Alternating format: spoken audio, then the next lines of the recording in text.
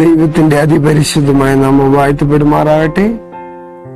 ഈ അനുഗ്രഹിക്കപ്പെട്ട നല്ല ദിവസത്തിന്റെ ഈ നല്ല പ്രഭാതവേളയില് ഈ പ്രഭാത ജാഗരണ ശുശ്രൂഷയുമായി നിങ്ങളുടെ മധ്യത്തിൽ കടന്നു വരുവാൻ സർവകൃപാലുവായ ദൈവം നൽകിയ നല്ല അവസരങ്ങളെ ഓർത്ത് ദൈവത്തെ സ്തുതിക്കുന്നു. ആമേൻ. ഓരോ പ്രഭാതത്തിലും ഓരോ ദൈവമക്കളുടെ അടുക്കൽ കടന്നു വരുന്നതിനും ദൈവവചനത്തിൽ നിന്ന് ചില ആത്മീയ മർമ്മങ്ങളെ ഓർപ്പിക്കുന്നതിനും ഒക്കെ ലഭിക്കുന്ന നല്ല അവസരങ്ങൾക്ക് നന്ദിർന്ന ഹൃദയത്തോടെയാണ് ഞാൻ ഈ വേദിയിൽ ഇവിടെ നിൽക്കുന്നത്.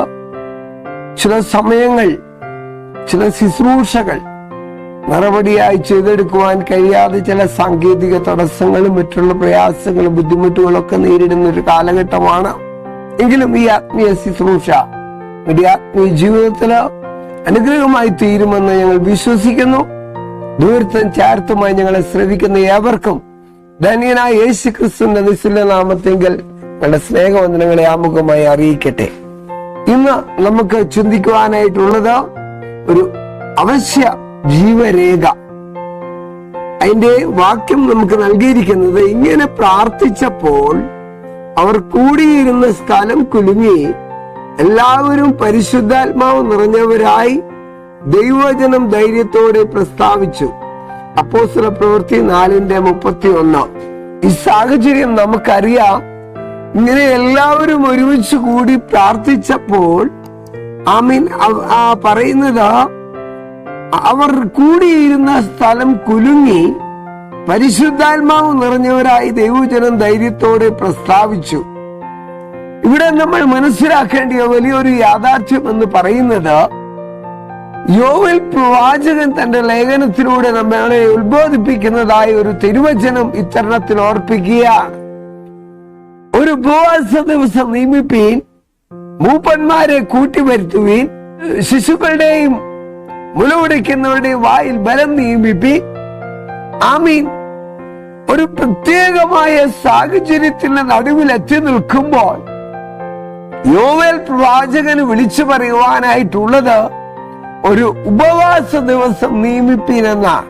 നമുക്കറിയാം, നാം പ്രതീക്ഷിക്കുന്നതിനേക്കാൾ അധികമായ കഠോരമായ സാഹചര്യങ്ങളിലൂടെയാണ് നാം ഓരോരുത്തരും ഇന്നാളുകളിൽ കടന്നുപോയിക്കൊണ്ടിരിക്കുന്നത്. ദൈവവചനത്തിന്റെ അതിപ്രസരണത്തെ പിശാച് തടയുന്ന ഒരു കാലഘട്ടത്തിലാണ് ദൈവമക്കൾ ജീവിച്ചിരിക്കുന്നത്. വേദപുസ്തകം അസന്നിഗ്ധമായി വിളിച്ചു പറയുന്ന ഒരു വലിയ കാര്യമുണ്ട്: ഏത് ആത്മാവിനെയും വിശ്വസിക്കാതെ ആത്മാക്കൾ ദൈവത്തിൽ നിന്ന് ഉള്ളതോ എന്ന് പരിശോധിപ്പി. നമുക്കറിയാം, ഈ കാലഘട്ടം എന്ന് പറയുന്നത്, അതായത് സമൃദ്ധിയുടെ സുവിശേഷം കേൾക്കാൻ മനുഷ്യർ ഇഷ്ടപ്പെടുന്നതായ ഒരു കാലഘട്ടമാണ്. ക്രിസ്ത്യൻ ജീവിതത്തിന്റെ മഹാത്മ്യത എന്ന് പറയുന്നത് അത് കേവലം ഒരു പട്ടുമത്തയാണെന്ന് ധരിക്കുന്ന പല പ്രിയപ്പെട്ടവരെ നമ്മുടെ പ്രാന്തപ്രദേശങ്ങളിൽ കാണുവാൻ സാധിക്കും.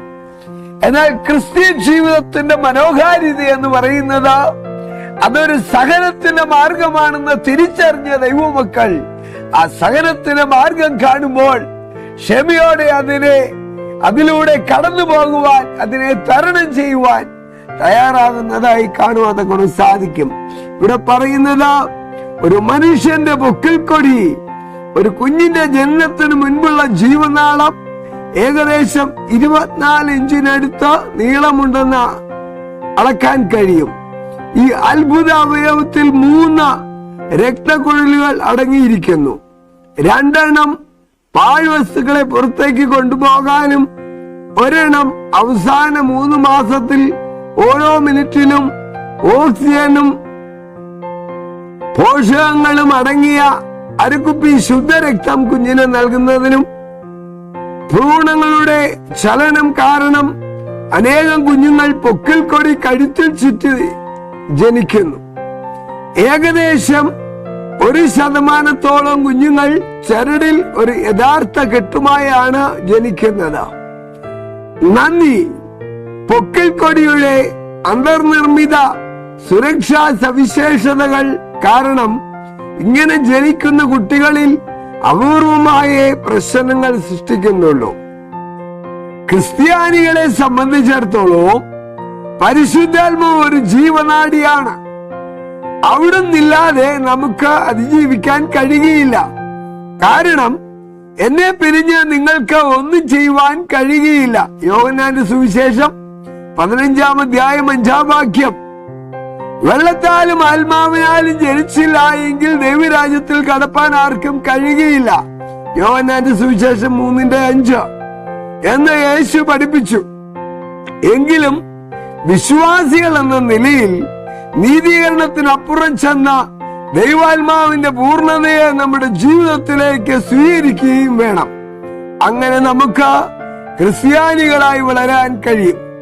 തീത്തോസിന്റെ ലേഖനം 3-ാം അധ്യായം 5 പറയുന്നത്, നമുക്ക് വീണ്ടും ജനനവും ആത്മാവിന്റെ പുതുക്കവും കൊണ്ട് നമ്മുടെ രക്ഷിതാവായ യേശു ക്രിസ്തു മൂലം നമ്മുടെ മേൽ ധാരാളമായി പകർന്ന പരിശുദ്ധാത്മാവിന്റെ നവീകരണം ആവശ്യമുണ്ട്. അതിന്റെ കാരണം വിശദീകരിക്കുന്നു. പ്രത്യാശ പ്രകാരം നിത്യജീവന്റെ അവകാശികളായി തീരേണ്ടതിന് വേണ്ടിയാണ്. വാക്യം 7. കാലക്രമേണ ആത്മാവ് നമ്മുടെ ആത്മീയ ജീവിതത്തിൽ ആവശ്യമായ പുരോഗതി ഉണ്ടാക്കുന്നു. ഇത് വിശുദ്ധീകരണത്തിന്റെ പ്രവൃത്തിയാണ്. നമ്മുടെ ജീവിതത്തിൽ യേശു ചെയ്യാൻ ആഗ്രഹിക്കുന്നതെല്ലാം പരിശുദ്ധാത്മാവിനാൽ ചെയ്യപ്പെടുന്നു. തിരുവെഴുത്തുകൾ പരിശുദ്ധാത്മാവിനെ ക്രിസ്തുവിന്റെ ആത്മാവ് എന്ന് വിളിക്കുന്നു. റോമർ 8:9 നമ്മുടെ ജീവിതം യേശുവിന് നൽകാൻ നാം തിരഞ്ഞെടുത്തു കഴിഞ്ഞാൽ നമ്മെ കൂടുതൽ ക്രിസ്തുവിനെ പോലെ രൂപാന്തരപ്പെടുത്തുന്നതിനും അവന് വേണ്ടി മറ്റുള്ളവരിലേക്ക് എത്തിച്ചേരാൻ നമ്മെ പ്രാപ്തരാക്കുന്നതിനും നാം അവന്റെ ആത്മാവിൽ ആശ്രയിക്കണം. ഇവ നമുക്ക് സ്വന്തമായി ചെയ്യാൻ കഴിയാത്ത കാര്യങ്ങളാണ്. എന്നാൽ ആത്മാവിന് നമ്മിലൂടെ ചെയ്യാൻ കഴിയും. നാം പരിശുദ്ധാത്മാവിനെ എതിർക്കുന്നില്ലെങ്കിൽ നമുക്ക് രക്ഷയും പക്വതയും കൊണ്ടുവരാൻ അവൻ നമ്മുടെ ജീവിതത്തിൽ തുടർച്ചയായി പ്രവർത്തിക്കും. ഈ പ്രഭാതം ഓർക്കേണ്ട ഒരു കാര്യമുണ്ട്. ദൈവജനം വളരെ അസന്നിഗ്ധമായി വിളിച്ചു പറയുന്ന മറ്റൊരു ഭാഗമുണ്ട്. സത്യത്തിന്റെ ആത്മാവ് വരുമ്പോൾ അവൻ നിങ്ങളെ സകല സത്യത്തിലും വഴി നടത്തും. മറ്റൊരു ഭാഗത്ത് പറയുന്നു, അവൻ വന്ന് പാപത്തെക്കുറിച്ചും നീതിയെക്കുറിച്ചും ന്യായവിധിയെക്കുറിച്ചും ലോകത്തിന് ബോധം വരുത്തും. അങ്ങനെയെങ്കിൽ എന്നെ കേൾക്കുന്ന ദൈവത്തിന്റെ മക്കളെ, പാപത്തെക്കുറിച്ചും നീതിയെക്കുറിച്ചും ന്യായവിധിയെക്കുറിച്ചും ബോധം വരുത്തുന്ന സത്യത്തിന്റെ പൂർത്തിമാനായ പരിശുദ്ധാത്മാവിനെ പ്രാപിക്കുക എന്നുള്ള ഒരു വലിയ ദൗത്യം നമ്മുടെ ഇടയിലുണ്ട്. നാം പല കാര്യങ്ങളും കണ്ടിട്ടും കേട്ടിട്ടും മനസ്സിലാക്കാതെ പോവുകയാണെങ്കിൽ അവസാനം അത് നിത്യതയുടെ അവകാശിയായി തീരുന്നതിന് പകരമായി പാപത്തിൻ്റെതായ ആ എന്നേക്കുമുള്ളതായ അഗ്നിനാളത്തിലേക്ക് തള്ളപ്പെടുവാൻ തക്കൊണ്ട് കാരണമായി തീരും.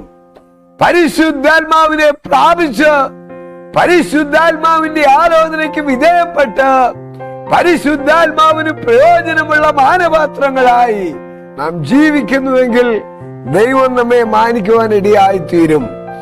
അവർ ഒരുമനപ്പെട്ട് കൂടി വന്നപ്പോൾ വേദപുസ്തകം പറയുന്നു, വിശ്വസിച്ചവരുടെ കൂട്ടം ഏക ഹൃദയവും ഏക ആത്മാവും ഉള്ളവരായിരുന്നു. അങ്ങനെ കൂടിയിരുന്ന് പ്രാർത്ഥിച്ചപ്പോൾ അവർ ഇരുന്ന സ്ഥലം കുലുങ്ങുവാൻ ഇടയായി.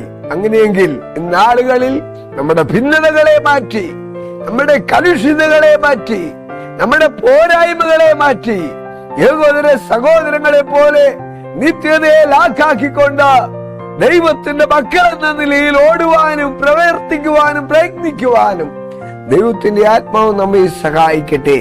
ഈ ആത്മീയ ശുശ്രൂഷ നിങ്ങളുടെ ആത്മീയ ജീവിതത്തിൽ വലിയ അനുഗ്രഹപ്രദമായി തീരുന്നു എന്നുള്ള കാര്യത്തിൽ ഞങ്ങൾക്ക് സംശയമില്ല.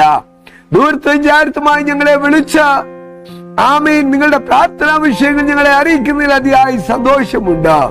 ഇത് ശക്തമേറിയ ഒരു ശുശ്രൂഷയാണ്, ആത്മീയ ശുശ്രൂഷയാണ്. ഈ ശുശ്രൂഷയിലായിരിക്കുമ്പോൾ വളരെ പ്രാർത്ഥനയോടെ ദൈവമക്കളായിരിക്കുവാൻ വിനീതമായി ഓർപ്പിക്കുന്നു. ഈ പ്രഭാതം തങ്ങളുടെ ബർത്ത്ഡേ അനുസ്മരിക്കുന്നതായ പ്രിയപ്പെട്ട സഹോദരങ്ങളെ നമുക്ക് ഓർക്കാം. പ്രിയപ്പെട്ട അവിനാശിന്റെ വൈഫ് എലിസബത്ത് കലഞ്ഞൂർ സഭാവിശ്വാസികളാണ്. അതോടൊപ്പം തന്നെ സഹോദരൻ നിഷാന്ത് എബ്രഹാം, അദ്ദേഹം തണ്ണിത്തോട് വിശ്വാസിയാണ്. ഈ പ്രിയപ്പെട്ട രണ്ട് സഹോദരങ്ങളെ ഓർത്ത് നമുക്ക് പ്രാർത്ഥിക്കാം. നിത്യനും മഹാപരിശുദ്ധനും സ്നേഹസമ്പൂർണനുമായ ദൈവമേ, അനുഗ്രഹിക്കപ്പെട്ട നല്ല പ്രഭാതവേളയില് തങ്ങളുടെ ബർത്ത്ഡേ അനുസ്മരിക്കുന്ന പ്രിയപ്പെട്ട സഹോദരങ്ങളെ അടിയങ്ങൾ ഓർക്കുന്നു. അവർക്ക് വേണ്ടി ഞങ്ങൾ പ്രാർത്ഥിക്കുന്നു. കർത്താവേ, ഞങ്ങൾ ഒരുമിച്ച് ദൈവത്തിന്റെ സന്നിധിയില് ദൈവത്തിനു വേണ്ടി ചെയ്യുന്ന ഓരോ പ്രവൃത്തികളും തിരുനാമത്തിന്റെ മഹത്വത്തിനെ ഉതകുവാൻ കാരണമാക്കണമേ. എളിയവർ നിലവിളിച്ച് യഹോവ കേട്ടു, സകല കഷ്ടങ്ങളിൽ നിന്നും ഞങ്ങളെ വിടുവിച്ചു എന്ന് പറയുവാൻ തക്കവണ്ണം പ്രിയപ്പെട്ടവരുടെ ആയുസ്സിനെ ദീർഘമാക്കി ദൈവത്തിന് പ്രയോജനമുള്ള പാത്രങ്ങളായി നിൽപ്പാൻ സഹായിക്കണം. പ്രാർത്ഥനയെടുത്തുകൊണ്ട് സ്തോത്രം. രോഗികളായിരിക്കുന്നവർക്ക് വേണ്ടി പ്രാർത്ഥിക്കുന്നു, ദുഃഖിതർക്ക് വേണ്ടി പ്രാർത്ഥിക്കുന്നു, നിരാശയിലായിരിക്കുന്നവർക്ക് വേണ്ടി പ്രാർത്ഥിക്കുന്നു. എല്ലാവരെയും സ്വർഗം അനുഗ്രഹിക്കണം.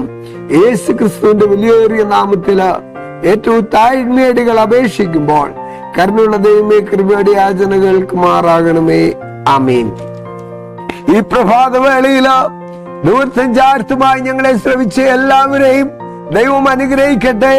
ഈ ശുശ്രൂഷ നിങ്ങളുടെ ആത്മീയ ജീവിതത്തില് നിങ്ങൾക്ക് പ്രയോജന ഫലമായി തീരട്ടെ എന്ന് ഞങ്ങൾ ആത്മാർത്ഥമായി പ്രാർത്ഥിക്കുന്നതോട് തന്നെ ഒപ്പം തന്നെ നിങ്ങൾക്കെല്ലാവർക്കും ശുഭകരമായ ഒരു നല്ല പ്രഭാതം നേർന്നുകൊണ്ട് എന്റെ വാക്കുകൾക്ക് വിരാമം കുറിക്കുന്നു. ദൈവം നമ്മെ അനുഗ്രഹിക്കുമാറാകട്ടെ. ആമീൻ.